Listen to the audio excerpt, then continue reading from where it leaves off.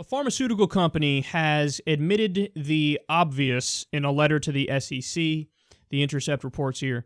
Pharmaceutical executives who recently made a major donation to an anti-marijuana legalization campaign claimed they were doing so out of concern for the safety of children. But their investor filings reveal that pot poses a direct threat to their plans to cash in on a synthetic cannabis product they have developed. On August 31st, Insys Therapeutics company donated $500,000 to Arizonans for Responsible Drug Policy, becoming the single largest donor to the group leading the charge to defeat a ballot measure in Arizona to legalize marijuana. So here's what's been revealed and what they said to the SEC in their statement.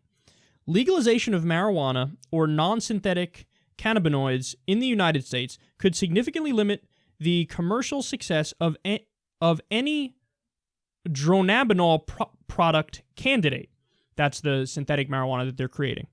If marijuana or non-synthetic cannabinoids were legalized in the United States, the market for dronabinol product sales would likely be significantly reduced, and our ability to generate revenue and our business prospects would be materially adversely affected. So they're just saying it now. Yeah, okay, we're going to pretend for a split second that the reason why we're opposing this is because we care about kids, bro. As a pharmaceutical company that doles out drugs endlessly, we care so much about kids taking drugs. We don't want them to take them. Unless there are drugs. And then they go on to admit it to the SEC. Okay, look, yeah, okay, we're opposing it because we're creating some sort of synthetic marijuana. Obviously, the real marijuana would take away the market for the synthetic marijuana that we're creating and we can profit off of. So we're just going to try to ban we're just going to try to ban actual marijuana from being legalized. We're just going to stop that. We're going to try to stop that. Okay, this is exactly like Sheldon Adelson and what he did with gambling. He made all of his money from gambling. He made all of his money from casinos. He owns casinos. And then what does he do? He pays politicians to go out there and shut down online gambling, and he uses the argument, I care about the kids. That's all I care about. No, you don't. You care about having a monopoly in the field of gambling and forcing people to come to your casinos because you know it's a threat to your casinos if they can lay around in their underwear and play online poker. So they're just fucking liars is what they are. Again, they lied up front, but now we know that what they said to the SEC, and they're letting it all hang out.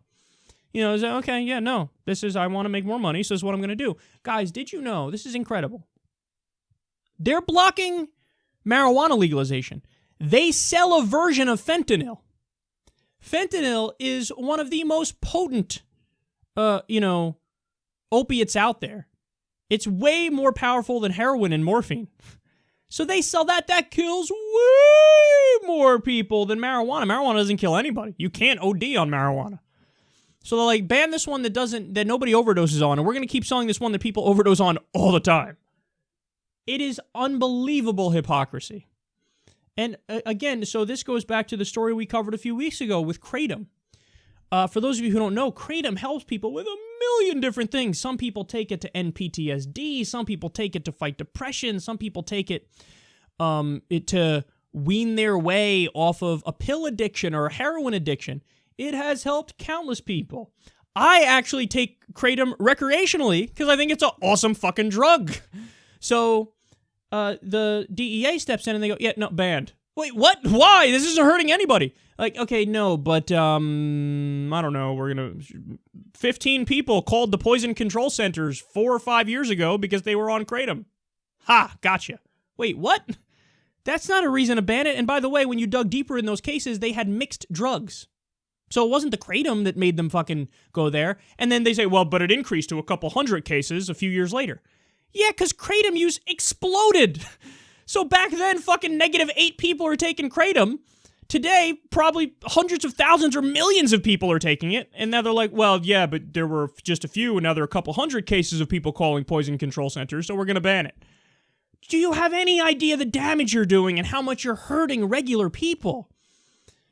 But either they don't know or they know and they don't care because they're doing the bidding of the big pharma companies, and the big pharma companies go, whoa, whoa, whoa! Why are we selling fewer pain pills? Why are we not making as much money off of opiates and opioids? What's going on here? I don't like this. Oh, it turns out that something came along which is much, much, much safer, a better drug, and makes it so people don't need your shitty drug. So what do? I don't know, maybe make a few phone calls and say, X-ray on the kratomsky, and then boom, banned. Look at what we're dealing with, man. They're not making decisions based off of science. They're not making decisions based off of your well-being or freedom or liberty.